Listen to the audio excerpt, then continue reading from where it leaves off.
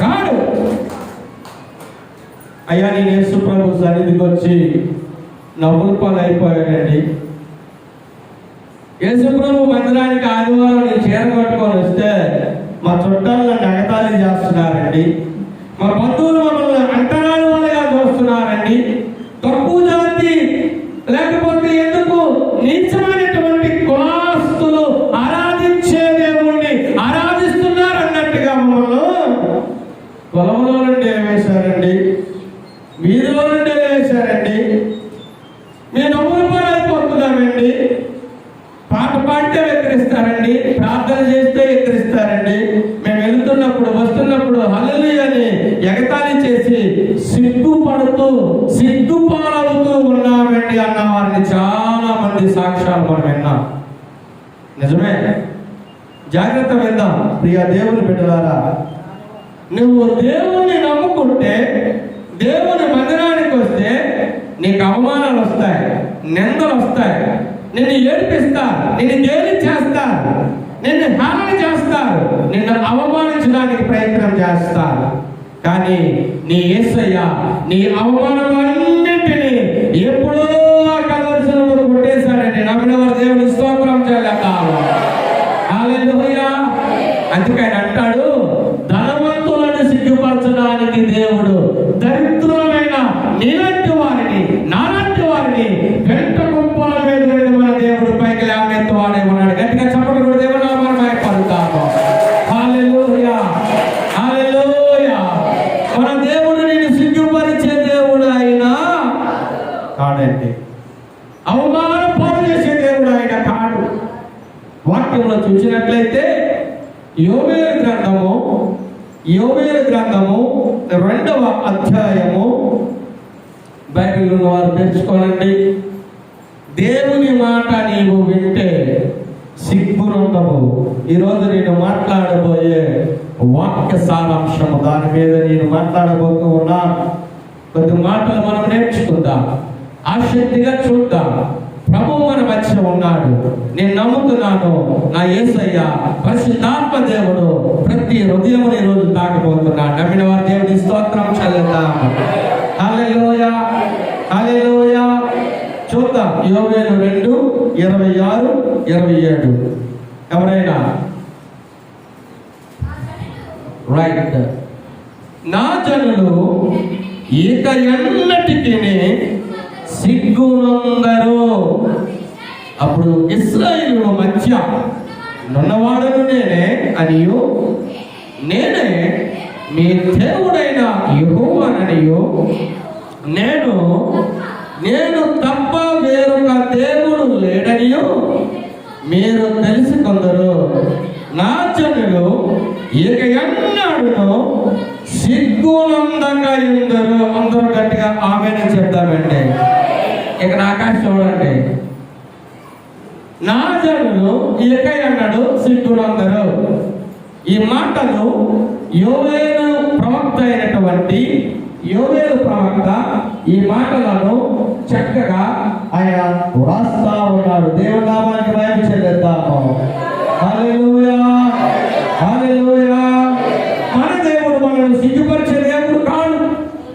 మనుషులు మనల్ని సిగ్గుపాటు చేయాలని చూస్తారు, అవకాశం దొరికితే బ్లాక్మెయిల్ చేయాలని చూస్తారు. ఎందుకంటే ఒక్కలేరు నొక్కొట్టుకొని ఆనాడినట్లు మనందరికీ తెలిసిన సామెతలు. ఎందుకంటే తెలుగు వాళ్ళకి సామెతలు బాగా వచ్చట, మీకు తెలుసా? అందుకే గురజాడ వారు తెలుగు భాషలందు దేశ భాషలందు తెలుగు లెస్స అన్నాడు. అంటే దానికి మించిన అద్భుతమైన భాష ఇంకొకటి లేదు. తెలుగు ఉచ్చారణతో తెలుగు మాట్లాడుతూ ఉన్నప్పుడు ఈ శరీరంలో ఉన్న నాడులన్నీ కదులుతాయట. మీకు తెలుసా విషయం? నరాల ద్వారా. అందుకే తెలుగుడికి జ్ఞానం ఎక్కువ. చాలా మంది అనుకుంటారు అమెరికా వాడి జ్ఞానవంతుడు అనుకుంటారు. అమెరికా వాడికి భక్తి ఎక్కువ, అందుకే అన్ని కనుగొంటున్నాడు. తెలుగుడికి కుయింతులు ఎక్కువ, అందుకే రేటు కొనుగోళ్ళకి అలా ఉండిపోతూ ఉన్నాడు.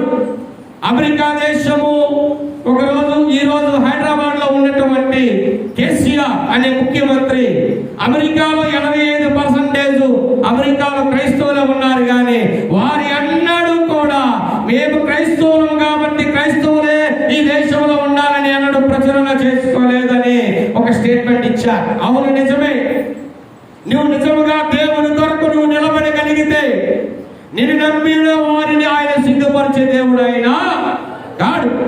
ప్రియ దేవుని సంగమా, ఈరోజు అనేక మంది క్రైస్తవుల కుటుంబాలు సిగ్గుపడవలసిన పరిస్థితులు తలెత్తుతూ ఉన్నాయి. పిల్లల వలన అవమానములు, భర్త వలన అవమానములు, భార్య వలన అవమానములు, కుటుంబీకుల వలన సిగ్గుపడవలసిన పరిస్థితి. ఈరోజు లోకములో మానవుడు తప్పు చేయకపోయినా తప్పు చేసినట్లుగా మరి క్రియేట్ చేసి వారిని ఎలాగైనా నవ్వుల పాలు చేయాలని చూస్తూ ఉంటారు చాలా మంది. ఎందుకంటే ప్రియులారా, మనము దేవునిలో, మనము లోకంలో ఎదుగుతూ ఉంటే నేను తొక్కేయాలనుకుంటాను. కానీ నీ దేవుడు కూడా నిన్ను ఎన్నడూ విడిచిపెట్టేవాడు కాదు. ఎంతమంది నిన్ను తొక్కినా, ఎంతమంది నేను అణిచివేసినా, ముళ్ళకప్పలా నీ మీద పడి అడుగు త్రక్కుతున్నా సరే, నీవు దేవుని చిత్తములో ఉంటే, దేవుని ఉద్దేశములో ఉంటే, నువ్వు ఎప్పుడు కూడా ఎదిగే మొక్కలాగా నీ దేవుడు పై పైకి నేను తీసుకొస్తూనే ఉంటాడు. గట్టిగా దేవుని నామానికి స్తోత్రము చెల్లిద్దాము.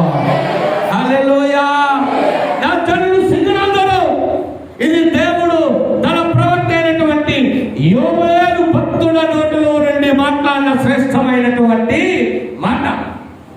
ప్రియ దేవుని బిడ్డలారా, మన దేవుడు చాలా గొప్పవాడండి. అందుకే మరి రోమీయులకు రాసిన పత్రిక మనందరికీ తెలిసినటువంటి మాట 1వ అధ్యాయము 16వ వచనములో అపోస్తలుడైన పౌలు అంటున్నాడు, నేను సువార్త ప్రకటించుటకు సిగ్గుపడువాడను కాదు. నేను సిగ్గుపడువాడను కాదు సువార్త ప్రకటన చేయడానికి. ఎందుకంటే నేను ప్రకటిస్తున్నది లోక పాపముల నిమిత్తమై మానవులందరి కొరకు కలవరి శిలువలో ప్రాణం పెట్టిన నా యేసయ్య కొరకు నేను ప్రకటన చేస్తున్నాను అన్నాడండి. గట్టిగా చప్పట్లు కొట్టి దేవుని నామాన్ని మహిమపరుద్దాము. హల్లెలూయా. ఇంకా అంటాడు పౌలు గారు 10వ అధ్యాయము 11వ వచనం, తీరవసరం లేదు, మీరు రాసుకోండి, కావాలని తీసి చూసుకోండి. రోమా 10:11 అంటాడు, తన యందు అనగా దేవుని యందు ఎవడైతే విశ్వాసం ఉంచుతాడో, ఏ స్త్రీ అయితే, ఏ పురుషుడైతే నిజముగా దేవుని యందు విశ్వాసము కలిగి జీవిస్తారో వారి ఎన్నడూ కూడా సిగ్గునందరు. చప్పట్లు కొట్టి దేవుని నామాన్ని మహిమపరుద్దాము. హల్లెలూయా. మనల్ని సిగ్గుపడించేవాడు కాదు మన దేవుడు, మనల్ని అవమానపరిచేవాడు కాదు మన దేవుడు, మనల్ని తలవంపులు చేసేవాడు కాదు మన దేవుడు. మనం అనుకుంటా, అయ్యో అయ్యో నా జీవితం ఎట్లా అయిపోయింది. లేదు లేదు, నువ్వు దేవుని నిజముగా ఆయన మీద ఆధారపడితే లోకం వైపు చూడద్దు, దిక్కుల వైపు చూడద్దు, కేవలము. అందుకే దావీదు అంటున్నాడు, మనుషులున్నప్పటి కంటే, రాజులున్నప్పటి కంటే యెహోవాను ఆశ్రయించుట మేలు. ఎవరిని ఆశ్రయించాలమ్మా చెప్తావా? యెహోవాను ఆశ్రయించుట మేలు. గట్టిగా దేవుని స్తోత్రం చెల్లిద్దాము. హల్లెలూయా. నువ్వు ఎవరిని ఆశ్రయిస్తున్నావు? అయ్యా, నేను ప్రభు దగ్గరికి వస్తున్నాను, దేవుని వాక్యానుసారంగా బ్రతుకుతున్నాను, అయినా నేను సిగ్గుపడవలసిన పరిస్థితి వస్తుందండి సమాజంలో. అంటే ఇక నీలో సెపరేట్ చేసుకోవాల్సింది ఏదో ఉందనే కదా దాని అర్థం. నువ్వు సరి చేసుకోవాల్సినది ఏదో నీలో ఉందనే కదా. ఆ తప్పు, ఆ లోపము, ఆ పొరపాటు ఏదో ఉంటేనే కదా నువ్వు ఇంకా సిగ్గుపడాలనుకుంటున్నా. నేను సిగ్గుపరచేవాడు కాదు నీ యేసయ్య. ఎందుకంటే ఆయన అంటున్నాడు, ఇదిగో నిన్ను లోకములో నుండి సపరేట్ చేయాలని ఆశపడుతున్నాడు. You should separate from the world. అందుకే ప్రియ దేవుని బిడ్డలారా, వాక్యంలో అనేకమైనటువంటి విషయాలు మనం చూస్తూ ఉన్నాం. ఇర్మియా 17వ అధ్యాయము 11వ వచనములో మరొక శ్రేష్టమైన మాట కనబడుతుంది. నేను చెప్పినప్పుడు కొన్ని రిఫరెన్స్లు నేను తీయమంటాను, కొన్ని రిఫరెన్స్లు వద్దంటాను, మీరు రాసుకోండి, మీకు ఉపయోగపడతాయని ఆశపడతా ఉన్నారు. ఇర్మియా 17:13వ వచనములో చక్కటి మాట ఉంది. ఏమంటాడంటే, యెహోవాట నిన్ను విసర్జించే వారందరూ కూడా ఒక దినాన్న సిగ్గుపడతారట. అందరికంటే దేవుని స్తోత్రం చెల్లిద్దామా? హల్లెలూయా. చదువునన్నా. ఇశ్రాయేలునకు ఆశ్రయమా యెహోవా నిన్ను విసర్జించేవారు. నిన్ను ఎవరైతే విసర్జిస్తారో, వాళ్ళ బంధువులు అవ్వచ్చు, నీ అన్నదమ్ములు అవ్వచ్చు, నీ చుట్టాలు అవ్వచ్చు, ఒకవేళ నీ బిడ్డలే కావచ్చు, సిగ్గునందుదురు. ఎవరైతే నిన్ను వద్దనుకుంటారో, తోసివేస్తారో వారందరూ సిగ్గుపాలవుతారు. నమ్మిన వారు దేవుని స్తోత్రం చెల్లిద్దాము. ఎందుకంటే ఆయన అంటాడు, అంటాడు, ఇదో మీ పక్షమున యుద్ధం చేసేవాడు నేనే. మీ పక్షాన్ని ఎవరు యుద్ధం చేస్తారండి? నువ్వు బలహీనురాలు కావచ్చు. లోకంలో నువ్వు బ్రతకాలంటే జ్ఞానము కావాలి, బలము కావాలి, ధనము కావాలి. కానీ వీటన్నిటినీ కలిగి ఉన్న దేవుని మీద నీవు ఆధారపడితే, ప్రియ దేవుని సంగమా, నేను ఎవరైతే సిగ్గుపరుస్తారో, నేను ఎవరైతే విసర్జిస్తారో, ఒరే నువ్వు మా గుమ్మం తొక్కద్దని ఎవరైతే అంటారో వారందరికీ కూడా నీ దేవుడు మిమ్మల్ని మూలరాయిగా చేస్తాడు. గట్టిగా చెప్పలు కూడా దేవుడు నామమున అయిపోతాం. హల్లెలూయా. నిషేధింపబడిన రాయి తనకు మూలరాయి అంట. నువ్వు మూలరాయి అయిపోతావు. మూలలు అంటే ఏముంటాయి? ఈ మూలలు అంటే ఏమున్నాయి? పిల్లర్స్, స్తంభాలు. ఘనమైన స్తంభముగా దేవుడు నేను చేస్తాడు. నీ దేవుడు నిన్ను సిగ్గుపరచువాడు ఆయన కాడు. ప్రియ దేవుడు బిడ్డలారా, ఒక మంచి భక్తుడి కోసం నేను చెప్పాలని ఆశపడుతున్నాను. అందుకంటే నేను వాక్యంలోకి వెళ్ళే ముందు ఒక అద్భుతమైన ఒక దైవ సేవకుడి కోసం చెప్తాను. నిజంగా ఎంతమందికి తెలుసండి డేవిడ్ లివింగ్స్టన్? ఇంతకుముందు చాలా సమయాల్లో మీరు విన్నారు. డేవిడ్ లివింగ్స్టన్ అసలు అతని పూర్తి పేరు అది కాదు. నీకు తెలుసా? డేవిడ్ అతని పేరు మాత్రమే, కానీ లివింగ్స్టన్ అనే ఒక బిరుదు ఆయనకి ఎట్లా వచ్చిందో మీకు తెలుసా? లివింగ్స్టన్ అంటే లివింగ్ స్టోన్. యాక్చువల్ గా దాన్ని స్పెల్లింగ్ రాయడం రాకో చేత కాకో లివింగ్ స్టోన్ అంటే సజీవమైన రాయి అనే బిరుదును ఆ డేవిడ్ గారికి లోకం ఇచ్చారు. ప్రియ దేవుని బిడ్డలారా, జాగ్రత్తగా విందాం. ఈరోజు ఒక మిలిటరీ వాడు యుద్ధంలో ఎక్కువ మంది చంపితే పరమవీర చక్ర బిరుదిస్తా ఉంటారు. పద్మభూషణ్, పద్మవిభూషణ్, ఫాల్కే అవార్డ్, లేకపోతే నోబెల్ ప్రైజ్, లేకపోతే ఈ లోకంలో ఉన్నతముండే గొప్ప గొప్ప గౌరవార్థమైనటువంటి బిరుదులు ఎన్నో పొందుకుంటారు. కానీ అవి ఆ రోజుకి, ఆ క్షణానికి, ఆ దినానికి మాత్రమే చెప్పుకోవడానికి, ఫోటో ఫ్రేమ్ కట్టి ఇంట్లో తగిలించుకోవడానికి, వెళ్ళిపోయే వారికి చూపించుకోవడంత వరకే అది యూజ్ అవుతుంది. కానీ నీవు దేవుని మీద ఆధారపడి బ్రతికితే దేవుడిని ఎట్లా చేస్తాడంటే సిగ్గుపడనొక్కరలేనటువంటి క్రైస్తవుడిగా చేస్తాడు. నమ్మిన రాబోయే చెప్తామండి. చప్పటి దేవుళ్ళ మనం అయిపోతుందా? హల్లెలూయా, హల్లెలూయా. ఈ డేవిడ్ లివింగ్స్టన్ జీవితంలో అదే జరిగిందండి. ఈ డేవిడ్ అనే వ్యక్తి ఇంగ్లాండ్ దేశం నుండి ఎక్కడికి వెళ్ళిపోయాడండి? సౌత్ ఆఫ్రికా దేశానికి వెళ్ళిపోయి సౌత్ ఆఫ్రికా దేశంలో దేవుని సేవ చేయడానికి ఇష్టపడ్డాడు. దేవుని సేవ చేశాడు. ఆ సేవ చేస్తున్నప్పుడు భయంకరమైనటువంటి శ్రమలు అనుభవించాడు, కష్టాలు అనుభవించాడు, బాధలు అనుభవించాడు. తినడానికి తిండి లేక, వేసుకోవడానికి వస్త్రం లేక నానా అతిచాట్లు పడ్డాడు. సిగ్గుపాలైపోయాడు డేవిడ్ గారు. అతను చదివిందేమో ఎంబీబీఎస్, ఎండ్, డాక్టర్ అయ్యాడు. కానీ వైద్యం చేయలేదు. దేవుడు చెప్పిన మాటకి లోపడిపోయి సౌత్ ఆఫ్రికాకి వెళ్ళిపోయాడు. సర్వ సుఖాలను విడిచిపెట్టుకొని దేవుని మీద విశ్వాసముతో, దేవుని మీద నమ్మకముతో సౌత్ ఆఫ్రికా దేశానికి వెళ్ళిపోయాడు. అక్కడికి వెళ్ళిపోయి చాలా కష్టాలు పడ్డాడు. కొంతకాలం సేవ చేసిన తర్వాత మళ్ళా ఇంగ్లాండ్కి వచ్చాడు. తల్లిదండ్రులు అంటారట, my son David, you better to settle in USA after getting marriage you. నీ పెళ్లి తెలవ అయిన తర్వాత నీ భార్యతో ఆమె కూడా ఒక వైద్యురాలే, ఒక డాక్టర్నే వివాహం చేసుకున్నాడు. అమెరికాలో సెటిల్ అవ్వమని తల్లిదండ్రులు చెప్తే నో డాట్, దేవుడు నాకు సౌత్ ఆఫ్రికా వెళ్ళమన్నాడు. అక్కడికే వెళ్ళిపోతాను, అక్కడే నేను పరిచయం చేస్తాను, బ్రతికితే బ్రతుకుతాను, చస్తే చస్తాను. This is my decision, there is no change at all in my words అని చెప్పి ఆ దేశాన్ని విడిచిపెట్టి భార్య తీసుకొని వచ్చేసాడు. నమ్మిన వారు దేవుని స్తోత్రం చెల్లిద్దాం. అయితే ఆ కథ అంతా నేను ఇప్పుడు చెప్పను. ఎందుకు చెప్పనంటే టైం చాలదు. డేవిడ్ గారు చనిపోయారు. తనకంటే ముందు తన భార్య చనిపోయింది. అక్కడే సమాధి చేశారు. ప్రియ దేవుని బిడ్డలారా, సజీవమైన రాయి అనే మాటకు సిగ్గులో ఉందనేటువంటి ఒక గొప్ప సేవకుడిగా ఆయన కొరకు నేను తెలియచేయాలని ఆశపడతా ఉన్నాను. ఈ డేవిడ్ లివింగ్ స్టోన్ అనబడుతున్నటువంటి ఈయన చనిపోయాడు ఒక దినాన్ని. చాలా సంవత్సరాలు పరిచయం చేసిన తర్వాత చనిపోయాడు. చనిపోయిన తర్వాత నిజముగా ఆయన చేసిన పరిచర్యకి, ఆయన చేసిన త్యాగానికి మారుగా అతనికి ఆపరేషన్ చేసి చనిపోయిన శవాన్ని గుండె కోసి ఆ సౌత్ ఆఫ్రికా ప్రజలు అన్నారట, అతని గుండెను మా దేశంలో పాతండి, అతని బాడీని ఇంగ్లాండ్కి తీసుకొని వెళ్ళిపోండి, ఎందుకంటే సిగ్గుపడనక్కర్లేని ఒక బలమైన క్రైస్తవ దాసుడిగా ఆయన ప్రభువు కొరకు జీవించాలన్నారట. నమ్మిన వారు దేవుని స్తోత్రము చెల్లిద్దాము. హల్లెలూయా. Such a pathetic story. ఒకసారి నేను పుస్తకం చదువుతుంటే నాకు ఏడుపు వచ్చింది కళ్ళలో నుండి. ఆయన చరిత్ర చదువుతుంటే శరీరం మీద ఉన్న రోమాలన్నీ నెక్కబడ్డాయి. చాలా భయం వేసింది. నిజంగా ఇలాంటి దైవజనుడు మళ్ళా పుడతాడా అనిపించింది. అతని గుండెను సౌత్ ఆఫ్రికా పాతి పెట్టిస్తే ఆ రోజుల్లో విమానాలు లేవు, హెలికాప్టర్లు లేవు, ఆ రోజుల్లో ప్రయాణం చేయడానికి రథాల గుర్రాలు లేవు.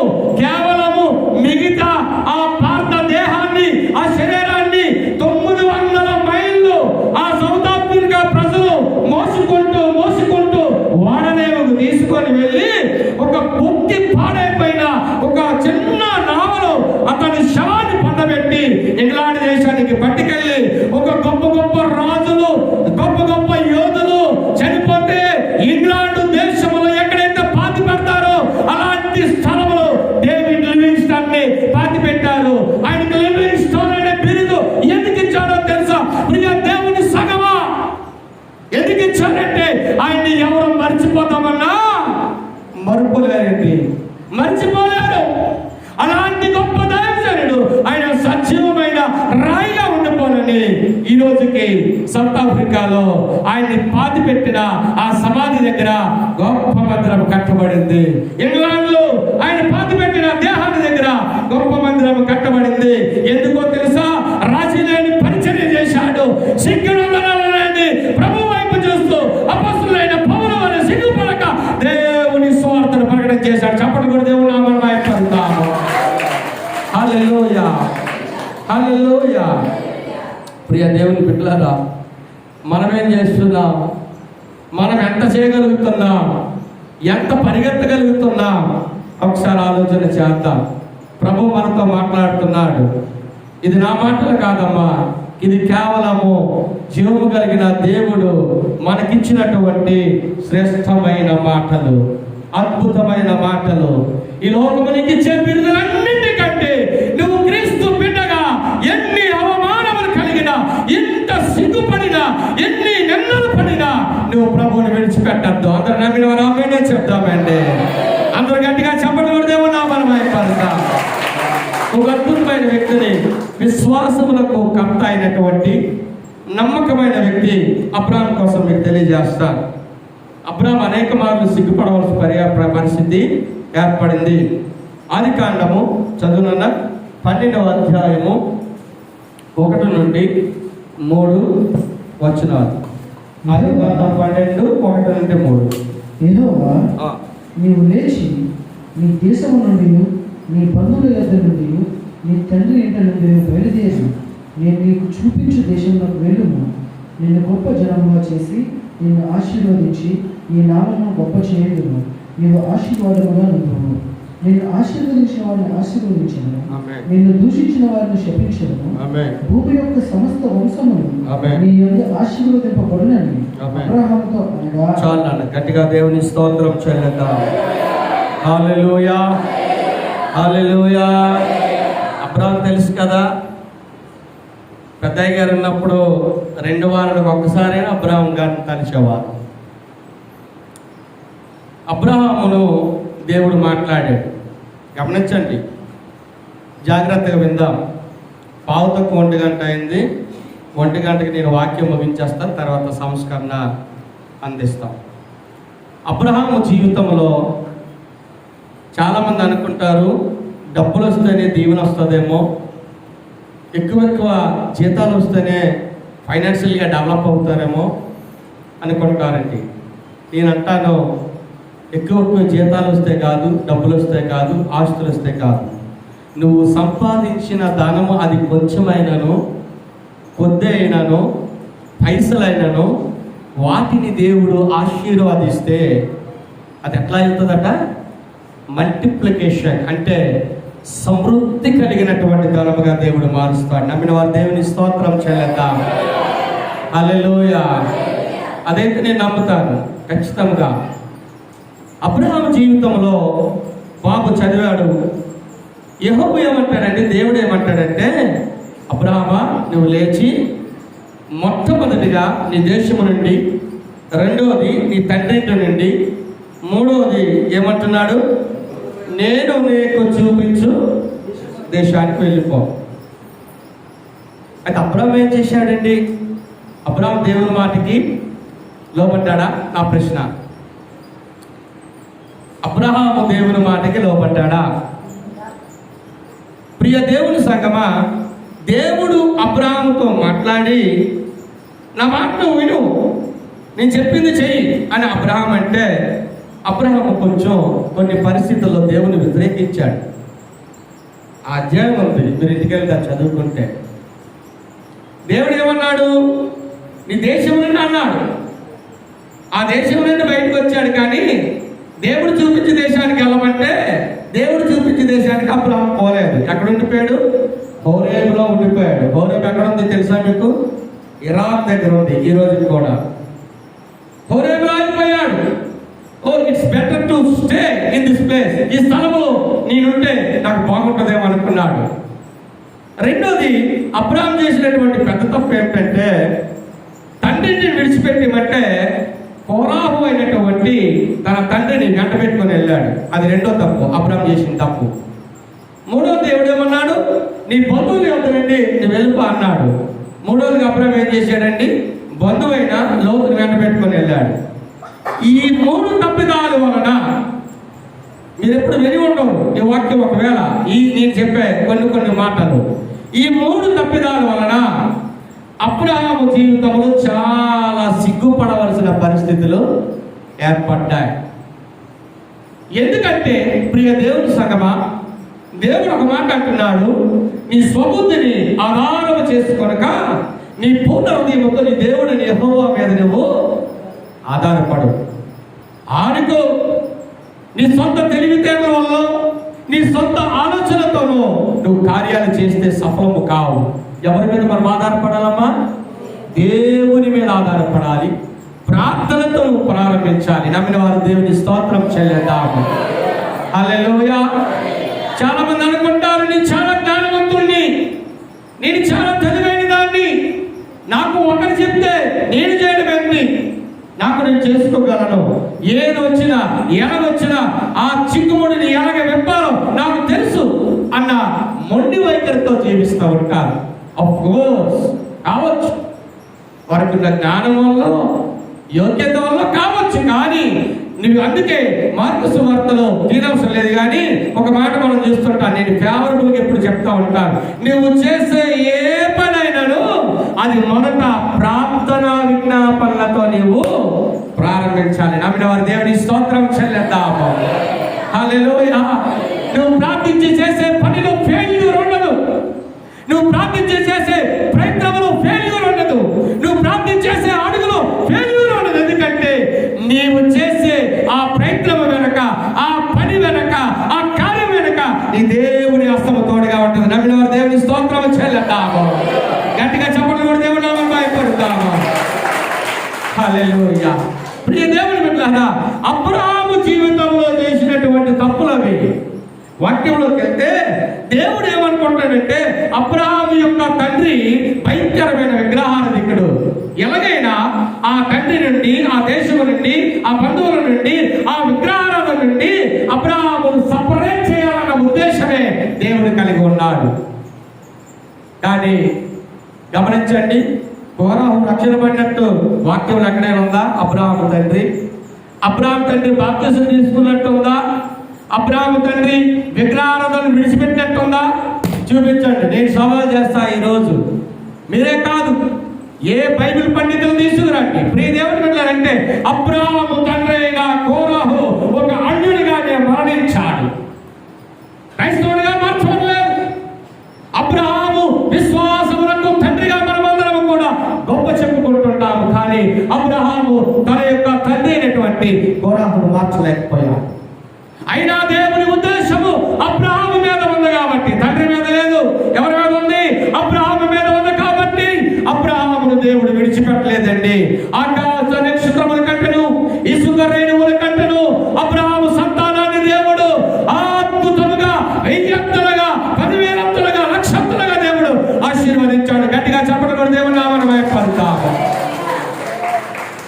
హల్లెలూయా. ప్రియ దేవుని బిడ్డలారా, వాక్యంలో చూస్తే కొన్ని రెఫరెన్స్ మీకు చూపిస్తాను. యాకోబు 4:4 చూస్తే లోక స్నేహము దేవునికి వైరం అంటున్నాడు. యాకోబు 4:4 వాక్యాన్ని మనం తెలుసుకుందాం, వాక్యము ద్వారా బలపడదాం, వాక్యము ద్వారా ఆదరణ పొందుకోవాలని ఈ మాటలు మీకు నేను తెలియజేస్తున్నాను. కనుక జాగ్రత్తగా విందాం. 4వ అధ్యాయం. ఈ లోక స్నేహము దేవునితో వైరమని ఎరుగరా. కాబట్టి ఎవడైతే ఈ లోకముతో స్నేహము చేస్తాడో వాడు దేవునికి శత్రువు. దేవుని శత్రువు చాలన్న. ఎవడికి శత్రువు అయిపోతుందట? అబ్రహాము దేవుని మాటకు విరోధము చూపాడు. నా బంధువు, నా తండ్రి, నా దేశము, నా కుటుంబము నాది అనుకొని దేవుని మాటను తిరస్కరించాడండి. దేవుని మాటను తోసిపుచ్చాడు. దేవుడేమంటున్నాడు? ఈ లోక స్నేహము దేవునికి వైరము. దేవుడు ఇష్టపడేవాడు కాదు. నువ్వు అన్యులతో స్నేహము చేస్తే, అన్యులతో తిరిగితే, అన్యులతో కార్యకలాపాల్లో నువ్వు పాలు పొందితే నీకు ఆశీర్వాదం ఉండదు. నువ్వు సపరేట్ చేయబడినటువంటి జనాంగము. నిన్ను ఏర్పాటు చేసుకున్నవాడు నీ దేవుడు, నిన్ను రక్షించిన వాడు నీ దేవుడు, నీకు మహిమనిచ్చిన వాడు దేవుడు, ఈ గ్రంథాన్ని నీ చేతిలో పెట్టిన వాడు నీ దేవుడు. అవన్నీ మర్చిపోతాం. మనమంతా ఒకటే అంటాం, దేవుణ్ణి ప్రక్కన పడేస్తాం, దేవుణ్ణి విడిచిపెట్టేస్తాం. కనుకనే సిగ్గు, అవమానము మన జీవితాల్లో చూస్తూ ఉంటాం. ప్రియ దేవుని బిడ్డలారా, లోక స్నేహము దేవునికి వైరము. వాక్యం చెప్పబడతా ఉంది. ఇంకా అంటున్నాడు, ఎవడైతే లోకములో ఉన్న వాడితో స్నేహం చేస్తాడో వాడు దేవునికి శత్రువు అయిపోతాడట. నువ్వే స్థానంలో ఉన్నా దేవునికే నీ శత్రువు అయిపోతే ఇక నీకు న్యాయము తీర్చబడేవాడు, నీకు తీర్పు తీర్చబడేవాడు. అన్ని సంపాదించుకొని, అన్ని మూట కట్టుకొని నువ్వు దేవుణ్ణి ప్రక్కన పెట్టేస్తే, దేవుణ్ణి విడిచిపెట్టేస్తే, దేవుణ్ణి ఎడవాసిస్తే, ఒక మూట మందిరానికి వస్తే బొట్టు పెట్టుకోదట, పక్షాలకి వెళ్తా బొట్టు కడుతుందట. బొట్టెట్టుగా నిన్ను ఎవరేమన్నారు? మందిరానికి వస్తే బొట్టు పెట్టదు, ఫంక్షన్లకు వెళ్ళిపోతే బొట్టు పెట్టుకుంటుంది. ఎవరిష్టం వారిది. కానీ తీర్పు తీర్చేవాడు దేవుడు. సమాధానం చెప్పవలసింది వాళ్ళే. వాక్యానుసారముగా బోధించవలసినటువంటి మాటలు సేవకునిగా దేవుడు మాకు ఇచ్చిన బాధ్యత ప్రకారము బోధిస్తాం. ఇంకా వాక్యంలో చూస్తే, ప్రియ దేవుని బిడ్డలారా, నువ్వు లోకములున్న అన్యులతో కార్యాలతో నువ్వు మిళితమై ఉంటే నువ్వు దేవునికి విరోధమే, దేవునికి శత్రువైపోయినట్లే. దేవుని శత్రుతో నుండి విడిపోవాలి అంటే వాక్యానుసారముగా నువ్వు బ్రతకాలి. మత్తయి సువార్త 6:24 చదువుదాం. తీసి పెట్టుకోండి. 1 యోహాను 2:10 తీసి పెట్టుకోండి. మత్తయి సువార్త 6:24. ఎవడును ఇద్దరు యజమానులకు దాసులుగా ఉండలేరు. అతను ఒకరిని ద్వేషించి ఒకరిని ప్రేమించును, లేదా ఒకరి పక్షముగా నుండి ఒకరిని తృణీకరించును. మీరు దేవునికి సిరికిని దాసులుగా ఉండనేవారు. నమ్మిన వారు దేవుని స్తోత్రం చెల్లిద్దాము. నువ్వు ఎవరిని ప్రేమిస్తున్నావు? దేవుణ్ణి ప్రేమిస్తున్నానయ్యా, ధనాన్ని కూడా ప్రేమిస్తున్నానంటే నువ్వు దేవుణ్ణి వెంబడించలే. ఒక వరలు అంటే కత్తి పెట్టుకున్న వరలు ఒక కట్టాలే కట్టగలవు, ఒక కత్తినే పెట్టగలవు. ఒక వరలు 2 కత్తులు పెట్టలేవు. ఒక దాసుడు 2 యజమానులను సేవించలేరు. ఒక దాసుడు ఒక యజమానునికే సేవ చేయగలడు. నువ్వు లోకాన్ని ప్రేమిస్తే దేవుని ప్రేమించలేవు. దేవుని ప్రేమిస్తున్నాను అబద్ధం చెప్పి దేవుని సన్నిధికి వస్తే నీ దేవుడు నీ ఒక దినాన్ని న్యాయ విమర్శలో నిలబడతాడు. ఖచ్చితంగా తగిన మూల్యము నీవు చెల్లించవలసినటువంటి ఆవశ్యకత ఎంతనే ఉన్నది. అందుకే దేవుడు అంటున్నాడు, నువ్వు సిరిని దేవుణ్ణి నువ్వు ప్రేమించలేవు. అయితే దేవుణ్ణి ప్రేమించు. దేవుణ్ణి ప్రేమిస్తూ ఉంటే నీకు ఏది కావాలో, ఎంత కావాలో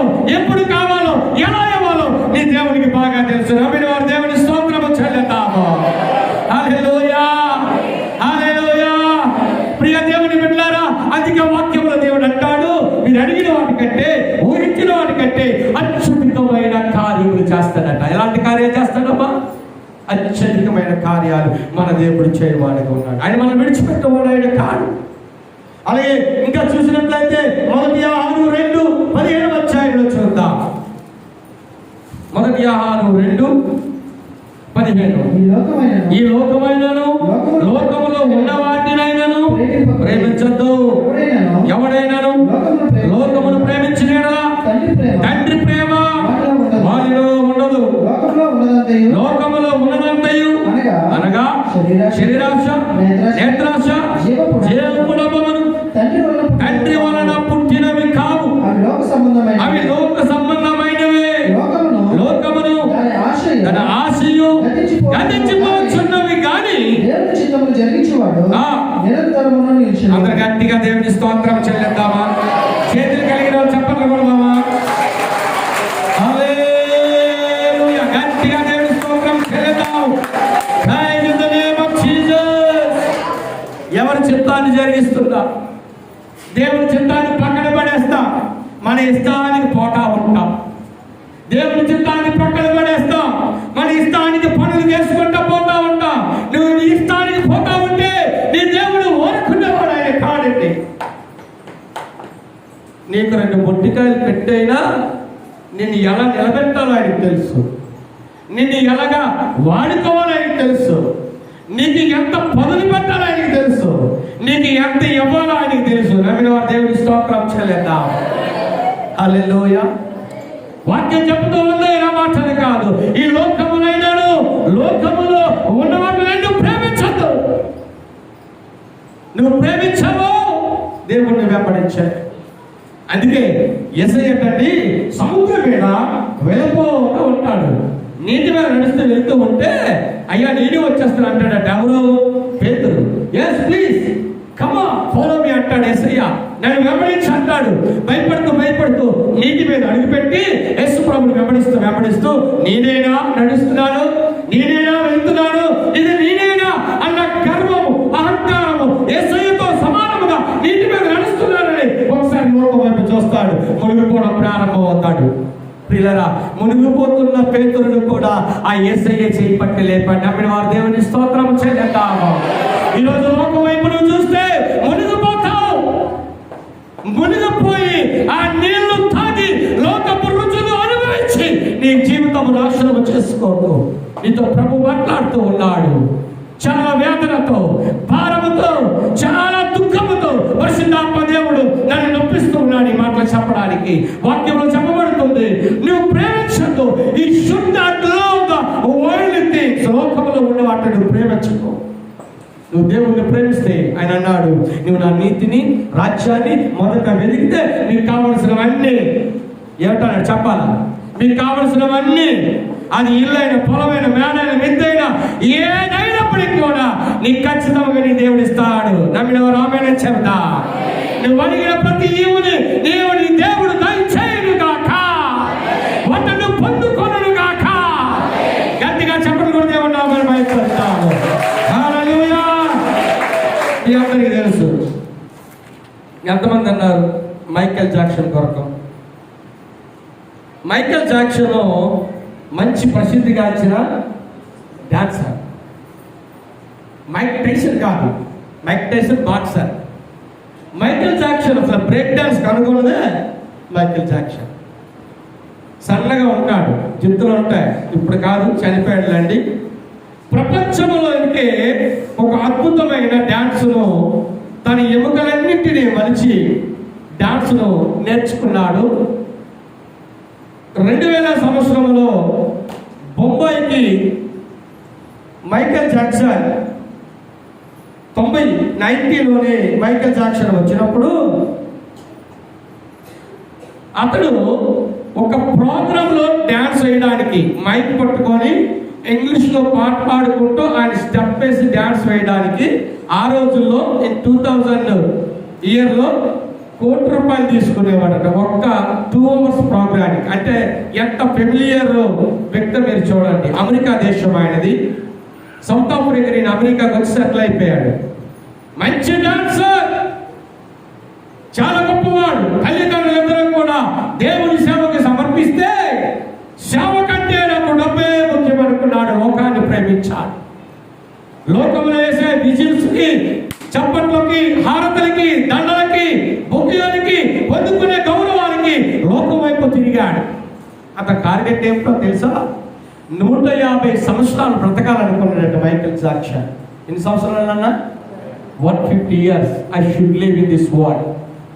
150 సంవత్సరాలు నేను బ్రతకాలి. ఎక్కడ తన శరీరంలో ఉన్న ఆక్సిజన్ లెవెల్స్ తగ్గిపోతాయనో ఆక్సిజన్ బెడ్ చేయించుకున్నాడట. ఎక్స్పెక్ట్ చేయండి, ఆ రోజుల్లో అమెరికా అధ్యక్షుడికి లేదు, ఆక్సిజన్ ఉండే బెడ్ మీద పడుకునేవాడట. ఎప్పుడు తన వెంట 3 డాక్టర్స్ ఉండేవారట. చిన్న తుమ్మొస్తే చాలు, దగ్గొస్తే చాలు తీసుకెళ్ళిపోయి ఇంట్లో ఉన్నటువంటి ఆ స్కానింగ్ మిషన్ మీద పడుకొని పెట్టి బాడీ అంతా టాప్ టు బాటమ్ స్కాన్ చేసేవారట. డాక్టర్ సలహా లేదే మంచినీళ్ళు కానీ ఆహారం కానీ తీసుకునేవాడు కాదు మైకేల్ జాక్సన్. చాలా ధనవంతుడు.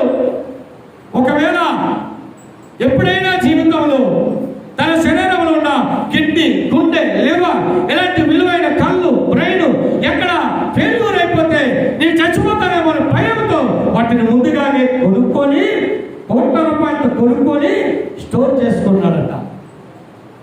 తెలుసా మీకు? అయితే అన్ని కలిగి ఉన్నాడు. ధనము, హోదా, బంగ్లా సమస్తమన్నీ సంపాదించుకున్నాడు. కానీ యేసు ప్రభువును ప్రక్కన పెట్టేశాడు. తల్లిదండ్రులను ప్రక్కన పెట్టేశాడు. తన సొంత ఆలోచనతో లోకంలో పొందుకునే సుఖాలతో సంతోషంగా ముందుకెళ్ళిపోతా ఉన్నాడు. ఈ రోజు కూడా అమెరికాలో మైకేల్ జాక్సన్ యొక్క విగ్రహాలు ఉన్నాయండి. విగ్రహాలను నిలబెట్టారు. ఆయన ఏ పట్టణంలో పుట్టాడో, ఎంత కేర్ తీసుకొని ఎంత బాగోగులు చేసుకుంటున్నటువంటి మైకేల్ జాక్సన్ టార్గెట్ 150 సంవత్సరాలు బ్రతకాలి భూలోకంలో. కానీ పిల్లరా 50 ఏళ్ళకే గుండెపోటు వచ్చి చనిపోయారు. తెలుసా మీకు? 2009 జూన్ నెలలోని మైకేల్ జాక్సన్ సడన్గా ప్రోగ్రామ్ చేసి ఇంటికి వచ్చి ఆ బెడ్ మీద పడుకొని ప్రాణం వదిలేశాడు. కారణం ఏమిటో తెలుసా? ఇన్ని పేరు ప్రఖ్యాతం సంపాదించుకున్న మైకేల్ జాక్సన్ జీవితంలో ప్రియ దేవుని బిడ్డలారా ప్రభువుకి స్థానం ఇవ్వలేకపోయాడు. సిగ్గుపాలు చేశాడు దేవుడు. తను సంపాదించినవన్నీ భూమి మీద విడిచిపెట్టబడ్డాయి. ఏది పట్టుకొని వెళ్ళలేదు, నరకానికి వెళ్ళిపోయాడు. దేవుని వాక్యం వింటున్న నీతో దేవుడు మాట్లాడుతున్నాడు. అదే పని డేవిడ్ లివింగ్స్టన్ అనే దైవజనుడు భూలోకములు గొప్ప సేవ చేశాడు, పరిచర్య చేశాడు. చనిపోయిన తర్వాత లివింగ్ స్టోన్ అనే బిరుదు పొందుకున్నాడు. సజీవమైన రాయిగా ఇంగ్లాండ్ దేశ ప్రజల గుండెల్లో, సౌత్ ఆఫ్రికా దేశ ప్రజల గుండెల్లో ఆనాడు కాదు ఈనాటికి కూడా చిరస్థాయిగా నిలిచిపోయాడు. కారణము దేవుని కొరకు సిగ్గుపడలేని పరిచర్య చేశాడు. నమ్మిన వారు దేవుని స్తోత్రం చెల్లిద్దాం. హల్లెలూయా. ప్రియ దేవుని బిడ్డలారా, ఆఖరికి విశ్వాసమునకు కర్తగా పిలువబడిన అబ్రహాము సిగ్గుపాలైపోయాడు. తన పనికెత్తతో బిడ్డను కని, హాగరుతో బిడ్డను కని, ఇస్మాయిల్ పేరు పెట్టి వారి నాన్నగారికి నెట్టివేసి తను ప్రేమించి ఇష్టముగా పెళ్లి చేసుకున్నటువంటి దేవుడిచ్చినటువంటి భార్య అయినటువంటి షారాబను కొద్ది కాలం విడిచిపెట్టినందువలన సిగ్గుపాలు చేయబడ్డాడు. దేవుని మాటను వ్యతిరేకించినందువలన, వాక్యాన్ని ప్రచవని పెట్టినందువలన, దేవుని విసర్జించినందువలన నా తండ్రి, నా బంధువు, నా దేశము, నా ఇల్లు, నా ఆస్తి నాది నాది అనుకొని అబ్రహాము కూడా సిగ్గుపాలు చేయబడ్డాడు. ఆయనను మరలా అబ్రహామును దేవుడు ప్రేమించి చార్దీశాడు. ప్రియ దేవుని బిడ్డలారా, నువ్వు దేవుని నిజముగా నమ్మితే, దేవుని నిజముగా ఆశ్రయిస్తే, దేవుని మీద నిజముగా నువ్వు ఆధారపడితే నీ దేవుడు నిన్ను సిగ్గుపరిచే దేవుడు కాడు. నమ్మిన వారు ఆమేన్ చెప్దామండి. నిన్ను ఎన్నడూ విడిచిపెట్టువాడు కాడు. గట్టిగా చప్పట్లు కూడా దేవుడు చీకటిలో వెలుగు పుట్టించి దేవుడు నిజంగా కొన్ని వాగ్దానాలు చదువుతుంటే పౌరుషం వస్తుందండి. నిజమేనా? అవును నిజమే. నీ దేవుడు తలుచుకుంటే లోకంలో ఏది కావాలని నీకైనా ఇచ్చేవాడు కూడా. నమ్మిన వారు ఆమేన్ చెప్తాం. కళ్ళు మూసుకుందాం, ప్రార్థన చేద్దాం. నెక్స్ట్ వీక్ నేను కంటిన్యూ చేస్తాను వాక్యాన్ని. దయచేసి అందరం కూడా కళ్ళు మూసుకొని 2 చేతులు పైకెత్తి